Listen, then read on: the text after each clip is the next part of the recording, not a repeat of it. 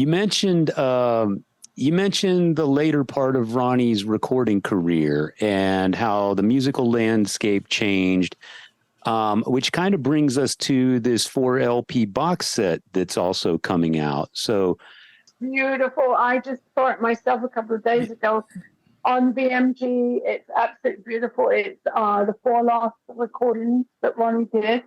And it's March for the Moon, Angry Machines, Killing the Dragon, and Magica.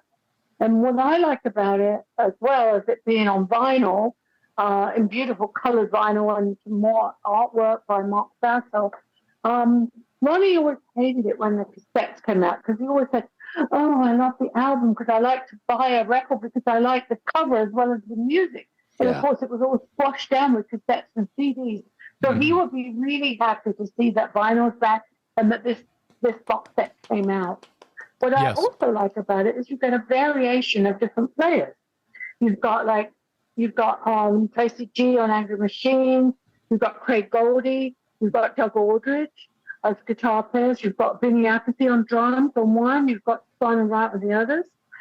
Jeff Pilson's on bass on some. And now great friend Jimmy Bain's on it. So it's like a selection of players as well. And I think it's just a very interesting collection. It's beautifully done with this beautiful 180-gram colored vinyl. And I think BMG did a fabulous job on it. I'm really, really pleased with it. Yeah, and you mentioned Jimmy Bain. If you don't mind me taking a brief detour. Now, Jimmy, of course, is no longer with us either. But Jimmy and Ronnie, they made some incredible music together, but personality-wise, they strike me as very different. Like Jimmy kind of had this reputation as a wild man, crazy outlaw, and Ronnie was crazy alcohol, picking up chicks all the time. Yeah, he was. Ronnie always called him Jimmy Bob Bain. But Jimmy was always, no matter how much alcohol he consumed or whatever else he'd been doing, he never let Ronnie down. On stage, he was always a great bass player, and he just did his job. And he was just a happy soul. He was always happy, happy, never in a bad mood, always happy. Yeah. Wow.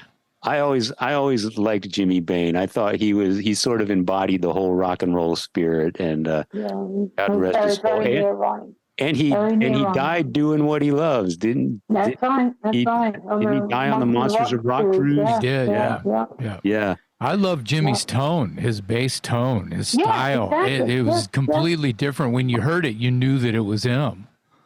And he was just like a little sexy boy on stage. He'll be happy to know that. Yes. So going back to the box set now, it's 4 LPs, but there's also a 7-inch of the LP of Electra, which was the beginning of Ronnie. When he did Magica, he wanted it to be a trilogy, and he started writing the second part, which Electra was part of that. Unfortunately, he never got to finish it. That was what he was doing. Do you notice? I mean, there's sort of been this resurgence in vinyl, number one, and as I mentioned earlier, my son, who's now 15, has an amazing, vast appreciation for bands like Led Zeppelin and Black Sabbath, and Judas Priest and Iron Maiden, things that were way before his time. Do you see a younger generation appreciating the legacy of Dio? I do, because you know what? Those were the innovators. You can only invent the wheel so many times. That's right. And those were innovators, and I think people are going back, and I'm really glad to see young bands, tribute bands. There's so many Dio tribute bands and tribute bands for all the other bands, and that's great. It's that they're listening to the innovators' music, and that's great. I mean, Motorhead and Rob Halford, these all those people that they should listen to because they were innovators. They were something special. Yeah. I want to go back to the documentary for a minute because there was a moment in there that I wanted to ask you about.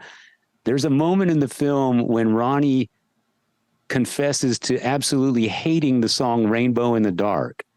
Like he wanted to destroy it in the studio. He wanted to take razor blades to the tape and absolutely destroy it. And the guys in the band, I guess, talked him out of it. Someone talked him out of it. Mm-hmm. Do you know why he disliked that song so much? Yes, because when he left Rainbow because they wanted him to become more commercial. And he felt that the keyboard partner was making it more commercial.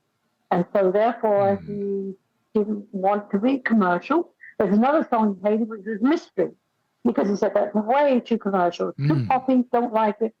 But that was the way Ronnie was, you know. He had a way of doing things his own way. But everybody, including him, was happy that they didn't destroy Rainbow in the Dark. One of my favorite songs. And I don't know if it was one of his or not, but I know he played it many, many times on stage. Yeah. Well, it did become one of his signature songs, that's for sure. You probably have to play it. People get mad if you don't play it. Yeah, no, I know that when they did Holy Diver, they spent most of the time videoing the Holy Diver track, and they had a bit left over. So they said to Ron, "I'll go up on the roof and sing Rainbow in the Dark." And he went up there and he always said, "I love that one. I look really tall in it." And that's when Sebastian wanted those white boots. Oh, yeah. Yeah. I remember when that video came out and I loved it because I thought Dio he just looked so menacing. You know, he had that black hair blowing across his face and the gauntlets on his arm and the way I just thought it just didn't get more metal than that. I loved it. The song is great. I think it was taken in like 1 or 2 takes, whereas Holy Diver was probably 10 takes. So it was just supposed to be a throw-off thing. But it was great. It was really great. And I know he loved that. I have a bit of a guilty pleasure of a commentary I would like to talk to you about real quick, if you don't mind. Okay. Ronnie had these movements with his hands, not just this, but he had this, right? And he had this, and he had this. So I call this casting, and I call this conjuring. And when I do that, there's only one man I'm thinking about. when I'm conjuring or casting or just even like singing into somebody's soul in the audience, because you can tell they're asking you to. That's right. I always think of Ronnie's sort of hand puppets, if you will, just to call them something funny. Yeah, you know? he had a way of making everyone in the audience, by those movements, by that thing, thinking that they were the only person that he was singing to. And he was. He absolutely was singing to every single person.